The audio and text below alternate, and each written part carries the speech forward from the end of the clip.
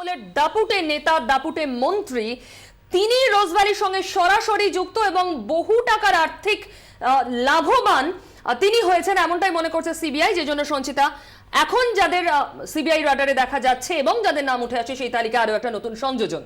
একেবারেই পিউ, এবং ইতিমধ্যেই যে খবর আমরা দর্শকদের জানিয়েছি যে রোজভ্যালি কাণ্ডে আতশকাজে এই মুহূর্তে টলিউডের এক নায়িকা, সিবিআই এর হাতে তার স্বামীর স্বাক্ষর করা চুক্তিপত্র। স্ত্রীকে জেরার আগে তাই তার স্বামীকে তলব করতে চায় সিবিআই।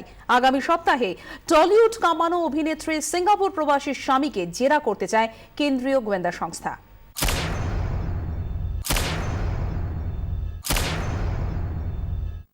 অভিনেত্রীকে জেরার আগে প্ল্যান ফুল প্রুফ করতে চাইছেন তদন্তকারীরা। রোজভ্যালি কর্তা গৌতম কুন্ডু ও নায়িকার স্বামীর মধ্যে চুক্তিপত্রটি সই হয়।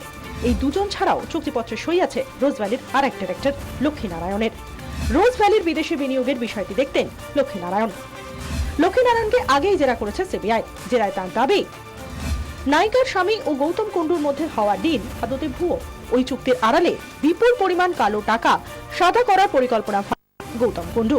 আর পুরো বিষয়টি মধ্যস্থতা করেন টলিউড কাঁপানো এই অভিনেত্রীর স্বামীকে জেরা করে মিসিং লিংক জুড়তে চায় সিবিআই।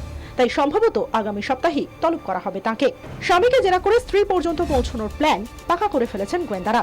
ব্যবসায়িক চুক্তি, গৌতম কুন্ডুকে জেরায় মেলা তথ্য, লক্ষ্মীনারায়ণের বয়ান ও অভিনেত্রীর স্বামীর বক্তব্য, এই চার অস্ত্রেই নায়িকাকে ঘায়েল করতে তৈরি তদন্তকারীরা। 24 ঘন্টার জন্য সৃজন মণ্ডলের রিপোর্ট, ভুবনেশ্বর।